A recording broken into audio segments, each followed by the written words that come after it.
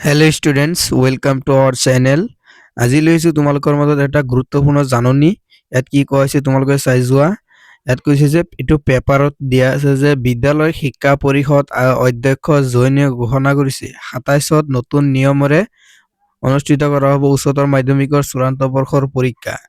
উত্তীৰ্ণ হ'বলৈ হ'লে প্ৰতিটো বিষয়তে পাব লাগিব 33% নাম্বাৰ আৰু 6টা বিষয়ত উত্তীৰ্ণ হোৱাটো বাধ্যতামূলক।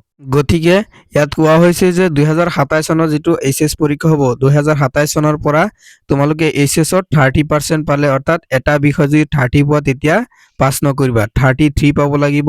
আৰু প্ৰতিটো ছাবজেক্ট, আগত এটা ছাবজেক্ট কি হৈছিল, ফ'ৰ্থ হৈছিল, 5টা ছাবজেক্টত পাছ কৰিলে হৈ গৈছিল, কিন্তু এতিয়াৰ পৰা কেইটা ছাবজেক্টত পাছ কৰিব লাগিব, 6টা ছাবজেক্টত পাছ কৰিব লাগিব, তেতিয়া তোমালোককে উত্তীৰ্ণ হোৱা বুলি ধৰা হ'ব।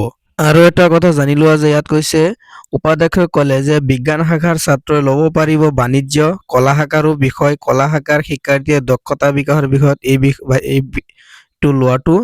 বিষয়টো লোৱাটো বাধ্যতামূলক। আৰু এইখিনি, গতিকে ইয়াত কৈছে যে যিসকলে বিজ্ঞান শাখাত অধ্যয়ন কৰি আছে তেওঁলোকে বাণিজ্য শাখা বা কলা শাখা, যিসকলে ছায়েন্স ষ্ট্ৰীমত আছে তেওঁলোকে কমাৰ্চ ষ্ট্ৰীম বা আৰ্টছ ষ্ট্ৰীম ল'ব পাৰিব তেওঁলোকৰ দক্ষতা বিকাশৰ বাবে। তাৰপিছত কি দিয়া আছে, তাৰপিছত দিয়া আছে যে আছেবে বৃদ্ধি কৰিলে উচ্চতৰ মাধ্যমিকৰ প্ৰথম বৰ্ষৰ উত্তীৰ্ণৰ শতাংশৰ নতুন শিক্ষানীতি 2026 অনুসৰি সলনি উত্তীৰ্ণৰ শতাংশ যে আছে বোৰ্ডে আছাম ষ্টেট স্কুল এডুকেশ্যন বোৰ্ডে বৃদ্ধি কৰিলে উচ্চতৰ মাধ্যমিকৰ প্ৰথম বৰ্ষৰ পৰীক্ষা উত্তীৰ্ণৰ শতাংশ, অৰ্থাৎ 5% 30ৰ পৰা 33%। গতিকে যদি ফাৰ্ষ্ট ইয়াৰতো পৰিৱৰ্তন হয় 33 পাব লাগে প্ৰতিটো ছাবজেক্টত, তেন্তে ছেকেণ্ড ইয়াৰতো তেনেকুৱাই হ'ব, 30ৰ পৰা 33 পাব লাগিব।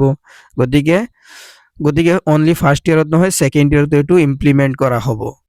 তাৰপিছত কৈছে 2027 বৰ্ষৰ পৰা এইচএছত নাথাকিব বৃত্তিমূলক বিভাগৰ পাঠ্যক্ৰম, আৰু 2027 বৰ্ষ যিটো অৰ্থাৎ অহা বছৰৰ পৰা কি এইচএছৰ বৃত্তিমূলক বিভাগ অৰ্থাৎ ভকেশ্যনেল যিটো বিভাগ ডিপাৰ্টমেণ্ট আছে সেইটো নাথাকিব, পাঠ্যক্ৰম বা চিলেবাছ নাথাকিব। 2027 উচ্চতৰ মাধ্যমিকত 3টা শাখাত থাকিব, কলা শাখা শিক্ষাৰ্থী স্কিল বিষয় লোৱাটো বাধ্যতামূলক, স্কিল ল'ব লাগিব কলা শাখা, বিজ্ঞান শাখা আৰু বাণিজ্য শাখা, এইকেইটা শাখা থাকিব, ভকেশ্যনেল শাখাটো নাথাকে, অৰ্থাৎ ডিপাৰ্টমেণ্টটো নাথাকে বা ষ্ট্ৰীমটো নাথাকে। আৰু দুটাতকৈ অধিক বিষয়ত অনুত্তীৰ্ণ হ'লে, যদি তুমি দুটা বা তাতকৈ বেছি ছাবজেক্টত ফেইল কৰা তেন্তে সেই শিক্ষাৰ্থীগৰাকী পুনৰ নামভৰ্তি কৰিব লাগিব, আৰু পুনৰ তোমালোকে সেইটো কলেজ বা স্কুলখনত নামভৰ্তি কৰিব লাগিব আৰু প্ৰথমৰ পৰা পঢ়ি যাব লাগিব। যদি দুটা ছাবজেক্টত, মেট্ৰিকত যেনেকৈ 3টা ছাবজেক্টত বেয়া হ'লে কম্পাৰ্টমেণ্টেলৰ সুযোগ পায়, ঠিক সেইদৰে নিয়মটো কৰি দিলে। গতিকে যথেষ্টখিনি পৰিৱৰ্তন আহিছে। আৰু এইখিনিতে এটা কথা কওঁ, যিসকল ছাত্ৰ ছাত্ৰী এইটো চেনেলত নতুনকৈ আহিছে চেনেলটো ছাবস্ক্ৰাইব কৰি দিবা, ভিডিঅ'বিলাক বন্ধুবৰ্গলৈ শ্বেয়াৰ কৰি দিবা।